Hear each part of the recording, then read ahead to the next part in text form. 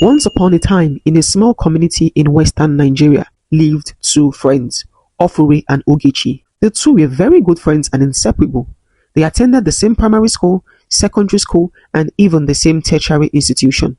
Ofure studied mass communication while Ogechi studied biochemistry. They both graduated and went for their youth service in Jos. There, Ofure met Adamu, the son of a northern billionaire. It was love at first sight. Adamu loved and cared for Ofure like his sister. The two were inseparable, and soon Ofure started spending less time with her best friend Ogechi and started spending more time with Adamu. This made Ogechi very angry. Oge, I understand you are not happy that I am spending less time with you, but I want you to know that I love you regardless. You are and will always be my best friend. Nothing will ever change that. But I am also trying to build something with Adamu. Who knows? This whole thing could lead to marriage. As the first daughter of my family, you know my mom now. My mom has started asking me to bring a suitor home after my youth service. Ogechi apologized to Ofure for blowing things out of proportion and promised to be more understanding, as they are both of marriageable age and should start investing in a committed relationship that should lead to marriage. Ofure was the love of Adamu's life. He practically worshipped the ground she walked on. 6 months into their relationship, Adamu proposed to Ofure and Ofure accepted his proposal. It was a dream come true for Ofure. She called her friend Ogechi and narrated the news to her.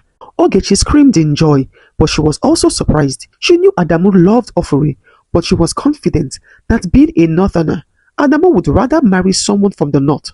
She did not expect a billionaire family to accept a low life like Ofure. She ended the call and began to think deeply. Are you sure his family will accept you?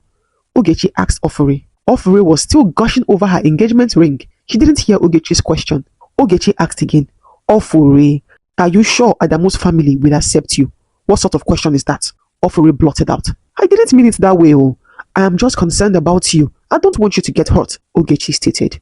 Ofure sighed and said, I understand where you are coming from. My family and Adamu's family are worlds apart, but I know he loves me and I am positive that his family will accept me. He has told me about his family and they seem like really nice people. He is taking me to his family's house next week to officially introduce me to his parents. I am nervous, but I know all will end well. Ogechi also assured Ofure that all will end well. The following day, Adamu came to Ofure's house to pick her so they could go see his parents together. He parked a sleek SUV outside her apartment. As Ofure walked towards the car, he came down to open the door for her. You look ravishing, my queen, Adamu said to Ofure. Ogechi watched from the window as they drove off. She was burning with envy, but she couldn't express it so as not to offend her friend. 4 hours later, Ogechi's phone rang. It was Ofure calling. What could she be calling to tell me? I hope it is bad news. I hope the family rejected her, Ogechi said to herself before picking up the call. As soon as she picked, she heard Ofure scream from the other end of the phone in excitement. Adamu's family accepted me with open arms. They insisted that they would sponsor the wedding and even the honeymoon. They said my family will not pay for anything. Guess what? The honeymoon is going to be in Paris! Ogechi's heart sank. She managed to fake a smile and pretended to be happy for Ofure. Soon, the call dropped and Ogechi's face turned pale. She stood in front of the mirror and started talking to herself. Ogechi, even the blind can see that you are more beautiful and curvier than Ofure. How can she marry before you? Why did the son of a billionaire pick that low life over you, Ogechi? Adamu is supposed to be yours. You saw him first before Ofure saw him. The only thing is that he didn't look rich to me. I would have pursued him.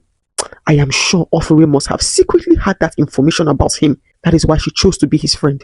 Ofure is a snake. Anyway, Adamu belongs to me, and I will not settle for less. 2 months after, wedding preparations were in full motion. Ogechi was very supportive with the wedding preparations. She made sure Adamu's family noticed how much of a good person she was. Ogechi would help Adamu's mom run errands, help Adamu pick up his clothes from the dry cleaners.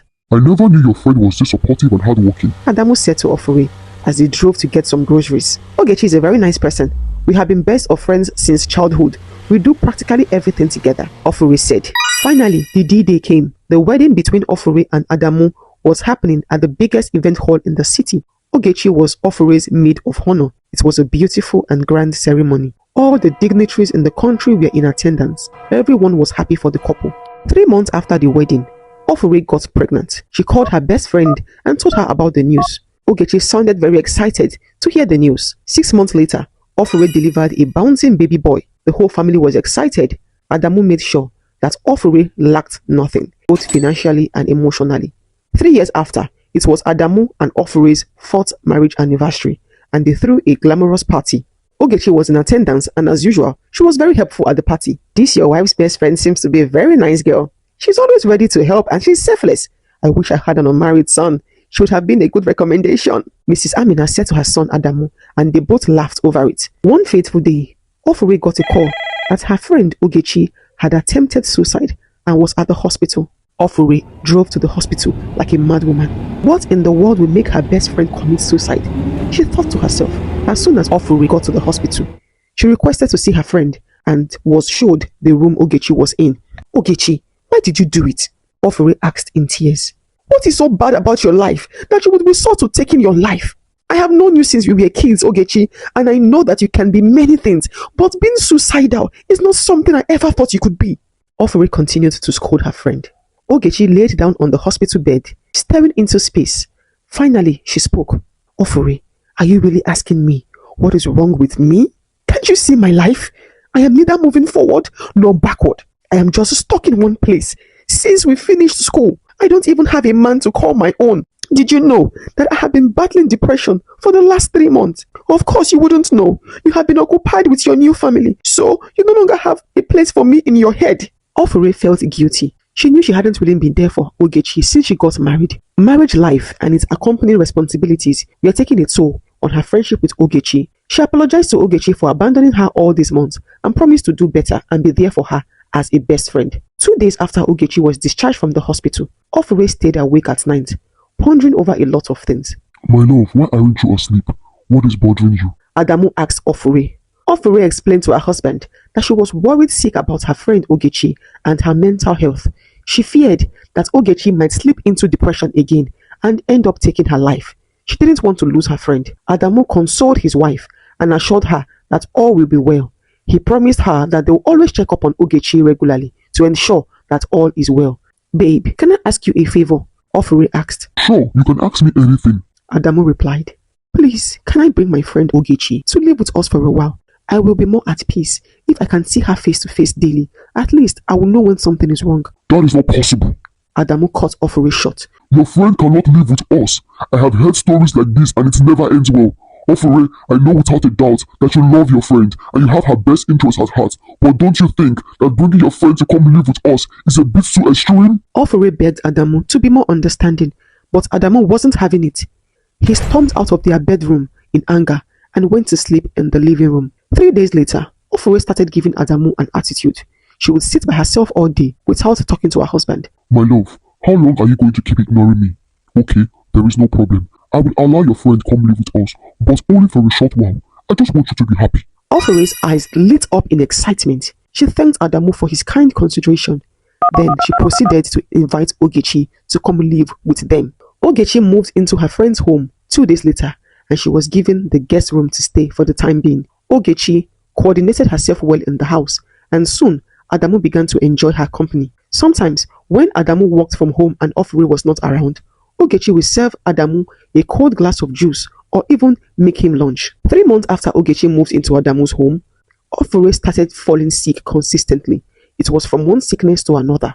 Ofure began to grow lean. Even the doctors could not diagnose what really was wrong with Ofure. Adamu kept on spending money on treatment, but there was no improvement. One day, Ogechi felt that she had stayed long enough in her friend's home and it was time to leave. But Adamu begged her to please continue staying, as she is the only one he trusts to be able to take care of Ofure in his absence. Ofure agreed to stay back. Prince was a very intelligent 5-year-old. One day, Prince asked Ogechi, "Why did my mom start falling sick after you came to live with us?" Ogechi dismissed the little boy and went about her business in the house. After 6 months of illness without cure, Ofure finally gave up the fight. It was a devastating period for Adamu. He had just lost the love of his life and was left with a little boy to take care of. Adamu's world came crumbling in front of him. Ogechi was devastated, but somehow found the strength to console Adamu. She would serve Adamu food and encourage him to eat. She would bathe and feed Prince. She took care of Prince like her own son. 3 weeks after the burial, Ogechi thought it was finally time to leave as her friend is no more. Adamu, I think the time has come for me to finally take my leave. My best friend Ofure is no more, so I have no business being in this house. Adamu begged her to stay back for the sake of Prince. He can't trust a nanny to take care of his child, especially now that he is still very young. Ogechi refused to stay. Adamu had to call his mom to intervene. My daughter, you were like a sister to your late friend, and I can understand how painful it is. But for the sake of the child she had left behind, please stay a little more while until things stabilizes a bit. I am not in the country. I would have asked that he be brought to my place. Mrs. Amina said to Ogechi. Ogechi finally agreed to stay back. Adamu felt so much relief. Days turned into weeks, and weeks into months, and Ogechi continued to live in that house. Somehow, Adamu began to have a likeness for Ogechi. She was just too perfect. She knew the right things to say or do in any given circumstance. One fateful night, while Adamu was asleep, he heard a knock on the door of his bedroom. Who is that? Adamu asked. It is me, Ogechi responded. Adamu was worried. What is Ogechi doing at his door at this time of the night? Adamu opened the door, and there Ogechi was standing in a very provocative nightwear. Ogechi claimed she was having nightmares. Adamu invited her into the room. One thing led to another, and Adamu and Ogechi made love. It was an act Adamu immediately regretted. He thought about the kind of man Ofure would think he is. Sleeping with Ofure's best friend was something he never thought he could stoop so low to do. Ogechi tried to console him, making him understand that what happened between them was completely normal. Soon, Ogechi moved from the guest room to the master's bedroom, and she and Adamu started a full-blown affair. She became the madam of the house. Adamu made their affair official and informed his parents that he was going to marry Ogechi. Even though the society would frown at his actions, his parents believed that Ogechi was the best fit for him, as they had known her for a very long time, and she is also the best person to take good care of Prince. Mrs. Amina was of the opinion that Ofure would have wanted the same thing. Wedding preparations started, although the family agreed that because of the circumstances of their relationship, the wedding ceremony would not be too glamorous. Adamu traveled for a business trip and was to be back in a month to officially kickstart the wedding preparations, leaving Prince and Ogechi at home. One fateful morning, Ogechi stormed Prince's room and called out his name to wake up. Prince was still fast asleep, which made Ogechi very angry. She went close to him and dragged him from the bed to the floor. Prince woke up crying, and Ogechi gave him a dirty slap. Will you keep quiet, you cursed child? Do you think that I will pamper you the way your miserable mother pampered you? Now get up and go do the dishes before I lose my temper. You good for nothing. You think you're a prince in this house? I am the queen of this house, so I give the orders here.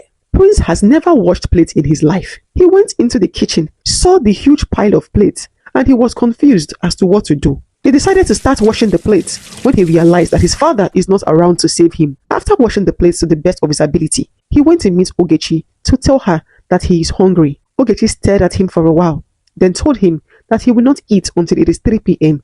as there is no food in the house, so they have to manage what is available till his father comes back. Prince broke down in tears.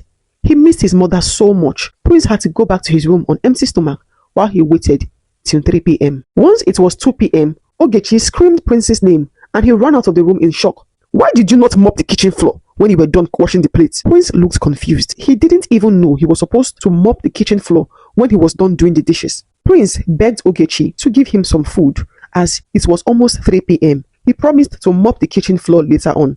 Ogechi laughed hysterically. You must be delusional. Every action has its own consequences, little one. Didn't your mother teach you that?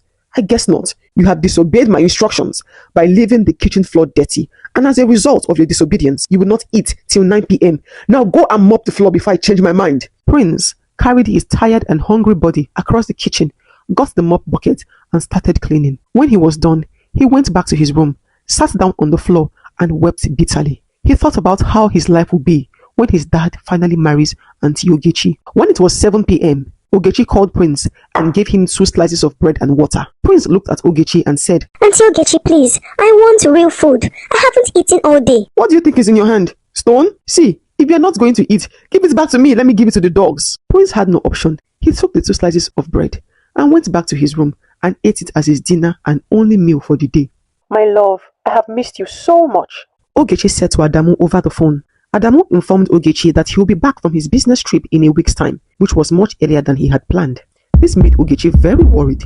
Prince had grown really lean and sickly because of the starvation and maltreatment Ogechi has been meting out on him. She needed to do something urgently. If Adamu comes back and sees his son in this state, he may decide not to marry her again. Prince, my boy, come and eat, Ogechi said to Prince the next morning as she served him a big bowl of hot jollof rice and turkey. Prince was surprised and scared at the same time.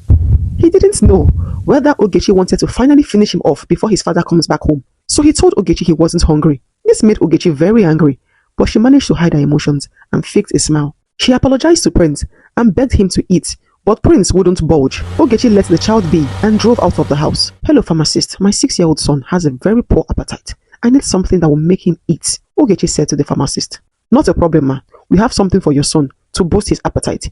Give him 1 tablespoon 2 times daily, the pharmacist said to Ogechi and handed her a syrup.